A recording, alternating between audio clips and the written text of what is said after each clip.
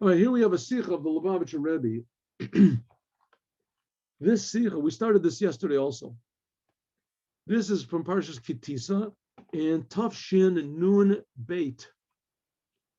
Taf Shin Nun Beit. In other words, this was a little bit less than a month before the Rebbe had his stroke.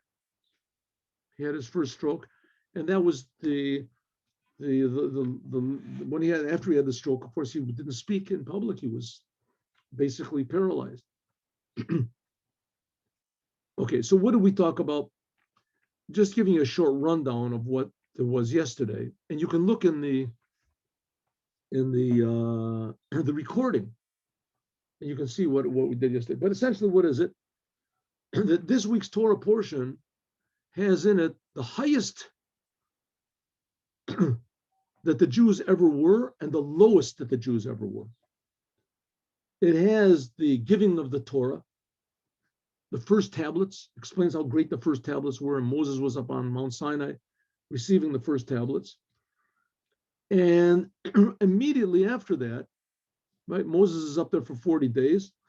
The Jewish people worship the golden calf, and Moses comes down to this horrific sight. The Jews are doing exactly the opposite of what they heard at Mount Sinai. God, the creator of the universe, tell them not to do. They did. They worshiped the golden calf. And Moses broke the first tablets. And it talks about how high and amazing the first tablets were. So from the highest to the lowest. Then after that, Moses goes up again, and God gives them forgiveness, gives them the 13 attributes of mercy. The highest. God says, no matter what Jews do, I still love them. No matter what, here's the 13 attributes of mercy. It'll bring forgiveness for everything. And then God gives Moses the second tablets, which are incomparably lower and less holy than the first tablets. Second tablets are Moses did it himself, etc. And Moses carved it out himself. So if so, all of these things seem to all, and they're all in one line. So if so, there must be one point that's being, one common point in all of these diametric opposites. It seems to be that this Torah portion is completely not organized. It's from the highest to the lowest. Right? It's like having an orchestra and having the best players in the world and the worst players in the world, right, sitting one next to the other. Right? Here's the greatest violinist, and here's a person that never saw a violin at all, and they're all playing the same song. I mean, you can imagine what type of cacophony would come out from this whole business. How it'd be just a tremendous, the worst sounding thing in the world. Either get rid of the good people or get rid of the bad people. You can't have, that's what's in this Torah portion. The highest and the lowest, the highest, and it goes up and back and down. So the Rebbe says, because this is the Torah, and the Torah is written by God, and this is all put together in one thing, one after the other. So there must be some sort of a purpose in what's going on over here. And not only that, if you look, you'll see that the sin of the golden calf, this happened before what we just read about in the last 2 weeks. The last 2 weeks we're really reading about the donations that were given to the tabernacle, the donations given to the tabernacle, and the preparation for the building of the tabernacle. Well, all that happened after the sin of the golden calf, which is this week. So the whole thing is not in a proper order. There must be some sort of a logical reason for that also.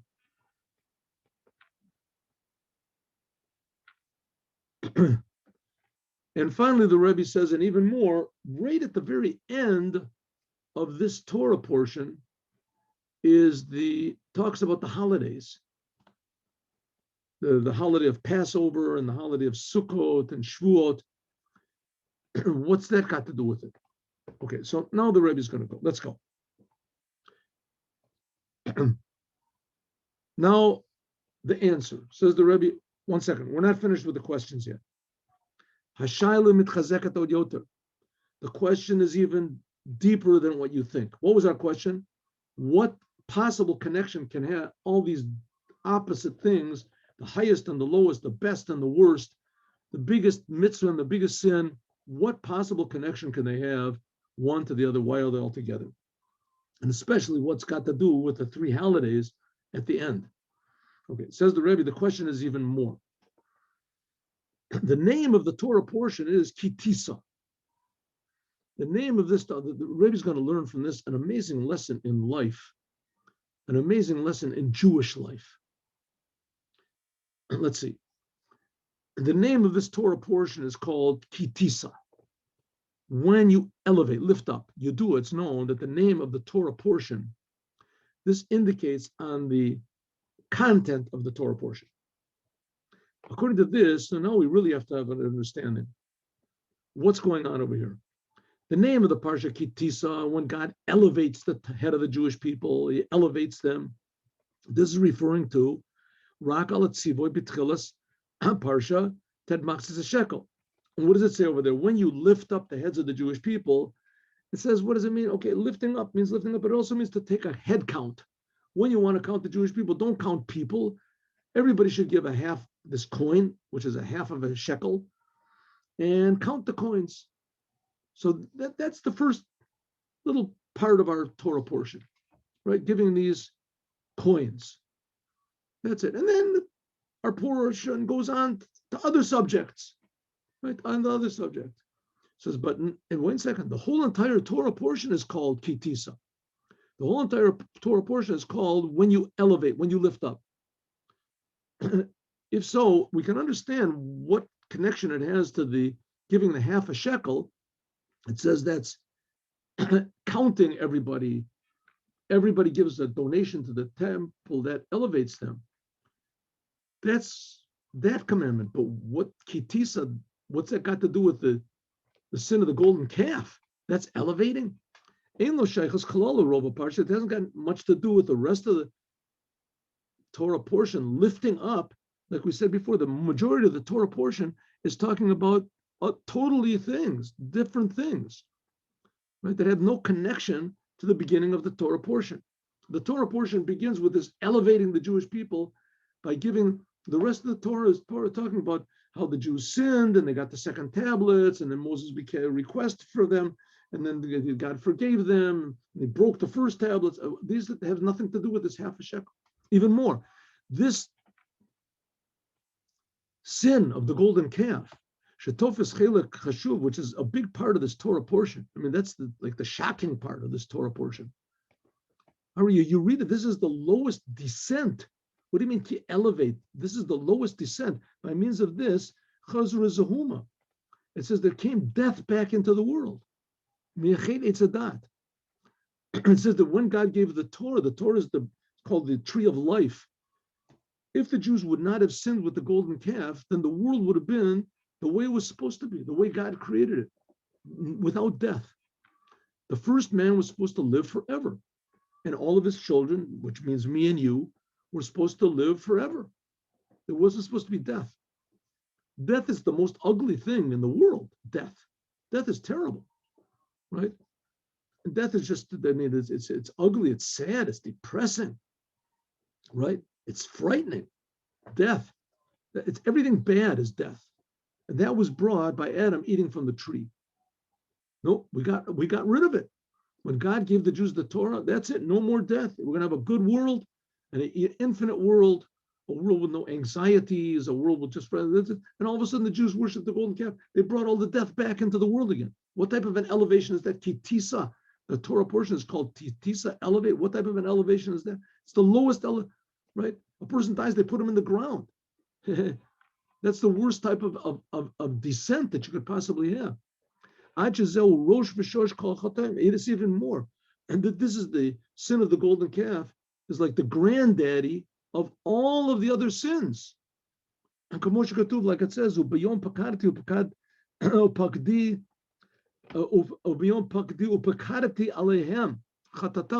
so that I am always going to remember, God said, I'm always going to remember the sin that you did of the golden calf. In other words, somehow or other, it's now, since the golden calf sin, it is now ingrained in the, want to call it the soul of every Jew, this desire, what do they call the proclivity, a tendency to do the sin of the golden calf, or something like it, to bring death into the world. Like we learned in the Mimer in the morning. I just finished learning. Death. Every time God says, I'm going to get mad at you, I'm going to remember a little bit of the sin of the golden calf with all the other sins. See, they didn't get any better. It's like a person who was put into jail for embezzlement, for stealing, and he gets out, and they say, no, he's honest, right? Who's going to hire him? No firm was going to hire this guy. At least let's hire him. He'll work as a cashier in a grocery store. And then suddenly they catch him that he took the money, fell on the ground, and picked up the money, put it in his pocket. Oh, see, he still is a thief. Just like they put him into jail the first time, he still is the same thing. Same thing a Jew. Anytime he does a sin, see, they still have the golden calf. They still have this attachment to death. Is every sin that the Jews do, this sin is always visited on them. Ain't Peronius Boa Yisrael, and there's no punishment that doesn't come that hasn't got a little bit of the punishment of the golden calf. God is still mad about what the Jews did at the golden calf. Exactly the opposite of the name of this Torah portion, which is called, when you elevate the heads of the Jewish people. What type of elevate? This is the worst thing. Hanesias Rosh, Aliyato. Elevating, what type of an elevation is this? They sinned with the golden calf, they brought death to the world. And also in the end of the Torah portion, what does it say?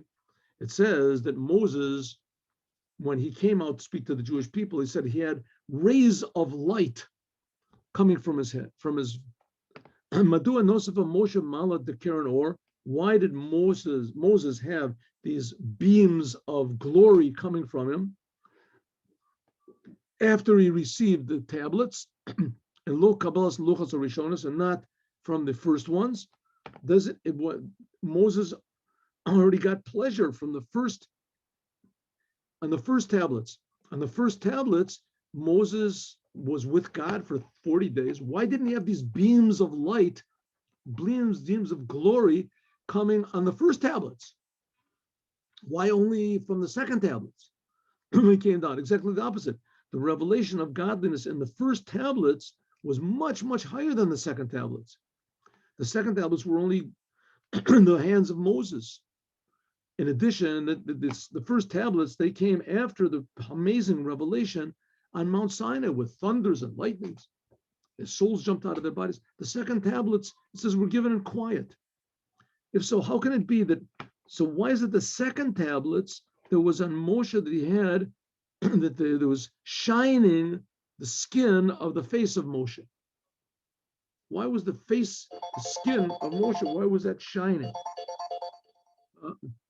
Just one moment here.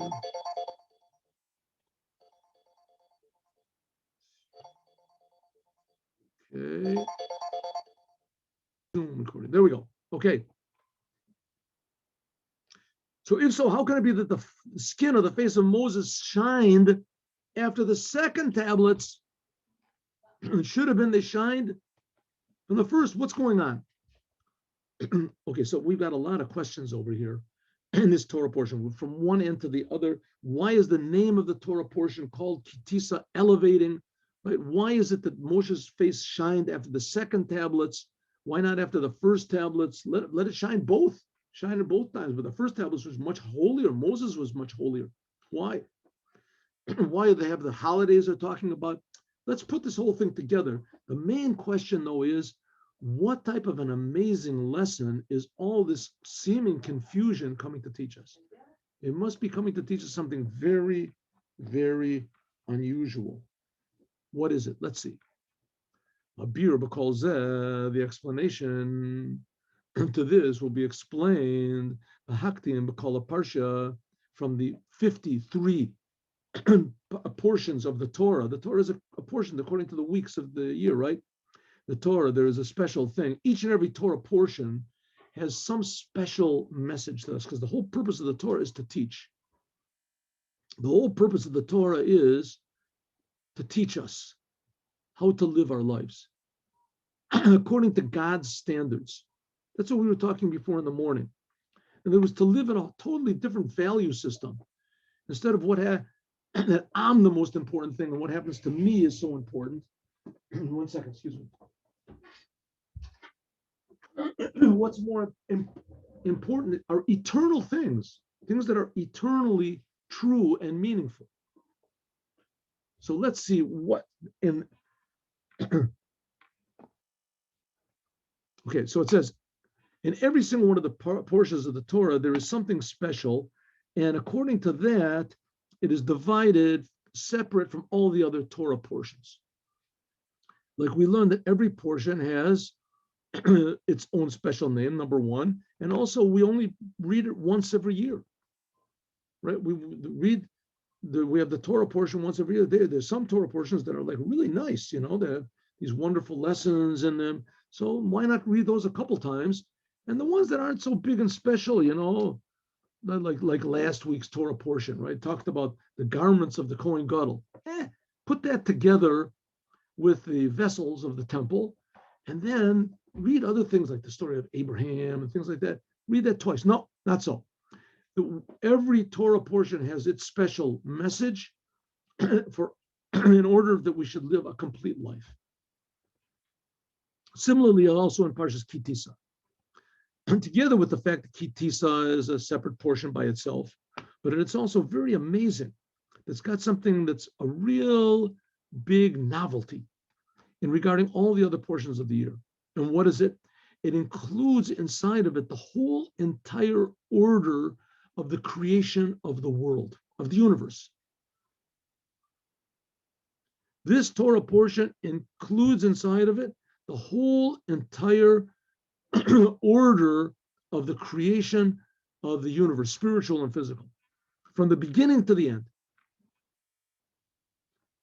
How's that? Let's see. Hechel, kafil, like it is in the Torah, that the Torah, it begins, the Torah is a reflection or even a blueprint of all the creation of the worlds. All the Torah, from the beginning of the Torah until the end of the Torah. So therefore, it includes everything. What's he talking about? What's going on? Listen. But calling in the Torah, everything in the Torah, you can always find everything. Like the rabbis say, hafach bo, kulabo, everything is in it. Like a human being, like a person, right? You pull a person's little finger, it pulls the whole person, pull his ear, pull his hair, right? Then it pulls the whole person with it. The same thing is with the Torah. The Torah is like a man, Torah Adam. It's like every little detail of the Torah contains everything else. But here is something special. This week's Torah portion is in a much more revealed way. Listen, we can say Shekai, Lorak, this is referring not on the general Torah, but also every detail of the Torah is found in every other detail. How much more so in one entire portion of the Torah? In every single entire portion is found the whole entire details of all the other. Of a Barov Yanim, Hakulabo, generally speaking, that we say that everything in the Torah includes everything else, you can only find it in some sort of like a little hint or a mystery or a letter. There you can find everything else. I think of a simple example. The Rabbi Sadia Gaon, as he discovered or he received that there are 613 letters in the 10 Commandments. And each and every one of these letters, he linked up to a different commandment. Every letter of the Ten Commandments, he linked up, and you can buy it. I have the book. Right? It's amazing. Every single letter, he links up to a different commandment. You can find this and reveal it. So it says also, every portion of the Torah contains all the others, but it contains it in a very, very concealed hint, which is not the case Parshas Ki Tisa. In this week's Torah portion, that everything is in the most revealed way. The whole entire Torah is contained here in a very, very revealed way. How so? Look, we'll see. God has made it that everything in the world that's created can be divided into three aspects: beginning, middle, and end. Everything has a beginning, right? In the end, in the beginning of everything, the kol that includes inside of it, the whole entire thing. That's like the seed, right? A seed of a tree. The seed of the tree contains in it everything. Afterward, the title, right? The title of a book. Somebody says the title of a book, right? You ever read the book? What is it? War and Peace. After you read the book, they say War and Peace. The whole entire book comes into your mind. And that's the beginning. The beginning contains the whole thing. Afterwards comes the thing itself, right? The name of the thing. True, it contains the whole thing. It reminds you of the whole thing, but that's not the whole thing. The whole thing is the middle. That's what's called the tocha, the emtza, the content in the middle. And by the way, by this, when it finishes, you get to the end, right? The point of it, the lesson you want to learn, right? The whole idea of what was the purpose in the end is revealed. So you have the beginning of everything. That's the initiation, the seed. Then you have the tree. And then you want to say the fruits, the final end of the thing. Beginning, middle, and end. In general, this is divided into three things, which are Torah. The Torah, this is the foundation and the beginning of everything. Like the rabbis say, that the Torah is called Reshis Darko. It's called the beginning of God's way, because the Torah is before the world. The Torah is the blueprint of the world.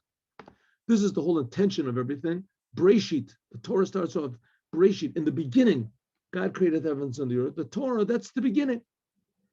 Number two, that's the Briat Olam. That's when God, first of all, we have the Torah. The Torah is before the world. That's number one, beginning. Then we have the world. That's the middle. Seder Ishtalsos, all the spiritual worlds, the physical world. God created the physical world and everything that's in it. So we have the Torah, which is before the world. Then we have the whole entire world. That's the middle. And then we have the completion of the world, which what's that? That is the coming of the Moshiach, the Geula Amitit V'Shlema, the total redemption of the world by Moshiach. Now, when Moshiach comes, the end of the world, the world is going to be very different than the way it is now. Like we said, first of all, just one thing, it'll be the way it was before Adam sinned. There won't be any more death. There won't be any more the sickness. There won't be any more lacking. There won't be. That's the end of the world. The end of the world. Things will be perfect until the end. There'll even be the raising of the dead. That's something that's never happened. I mean, it says that Ezekiel enlivened 20,000 people, but that everybody rose up from the dead. So the beginning is the Torah. The Torah is before the world. The middle is the world itself. And the end is this completion, grand finale, which is the Mashiach and the completion and perfection of the world. Tachlit Shleimut, the ultimate completion of the creation of the world. That's the reason why the world was created in the beginning, that it should reach this level. If Adam would not have eaten from the tree, maybe it could have gotten to this level. Who knows? We'll see. So if though, that's the beginning, the middle, and the end. The beginning is the Torah. The middle is the whole creation of the world. Up to now, it's been 5,781 and a half years. And then there's the end, which is the total redemption, which should happen immediately right now. Maybe we can say that these three things, beginning, middle, and end, are hinted at the three letters, Aleph, Beis, Gimel. The whole entire Torah is contained in the 10 Commandments, which are Aleph, Anochi. That's the Aleph. This includes in it the letter Aleph. Beit, that's what do we say? There's the Torah, the world, and Mashiach. Aleph is Anochi. That's the whole Torah. Anochi, the first of the 10 Commandments. Beit, is Bereshit, the creation of the world. Briat Olam, Bereshit Bora Elokim, two bases. And Gimel, and Rosh Tevas, and the letter Gimel is the Geula. Where do we see this? Okay, the basis of the world. Like the rabbi say, of a Rosh Tevat Geula, and Geula is Gimel. Aleph, Beit, Gimel. Aleph is the Torah, Anochi, Beit, Bereshit, and Gimel is Geula, the redemption. Upratiyat Yoter, and if we want to take it a little bit more in detail, there's these three things are in the creation itself. Aleph is before everything. It rose up in God's mind to create the world. God's first thought to create the world. Beit is God creating the world really. And Gimel is the creation of the world, the purpose of the creation of the world, the Geula, the future redemption. So in the actual creation of the world, there's the plan of creation, Aleph, there's the creation, and then there's the conclusion, the grand conclusion of the world, which will be the future redemption by means of our deeds and our work that we serve God the whole entire course of the world, the middle, what we did in the middle. Or in the language of Kabbalah and Chassidut, Aleph is Or Ein Sof, the infinite light of God, two Alephs, Or Ein Sof, that fills all being. That's before God created the world. Base is afterwards, the contraction, how God contracted himself and made an empty place and created the world. That's the creation of the world. That's number two, step number two. And step number three is the final creation when God fills up the empty space that he made by means of this tzimtzum. He fills it up again, that it'll be completion of the world. Okay, so this last one is a little bit of a question we can ask. We don't have much time to ask it, but if in the beginning all there was is God, and really that's the way it is right now, but God made this thing called the tzimtzum, that he hid over his oneness. And by means of that, he made a world. So first of all, God was revealed only existence. That's the only existence, just the oneness of God. Shem Echad. God is one. And then God made this sort of contraction, this trick where he hid over himself so it looks like he's not one. And that's the middle. That's the middle. So we have the beginning, Aleph, in the middle. And finally, we have the last one is the Gimel, that God will reveal himself all again and fill up the world. If so, it ends up that the beginning and the end are the same thing, isn't it? I mean, God, all there's is God, and then in the end, all there's going to be is God. So what did you have to have the middle for? This is what we're going to talk about, God willing, tomorrow. Have a good day, everyone, with Moshiach now. Today in the afternoon, we'll do the Yom Yom. I'm sorry, there's a lot of people calling me. So thank you for coming. God bless you, and have a good day with Moshiach now.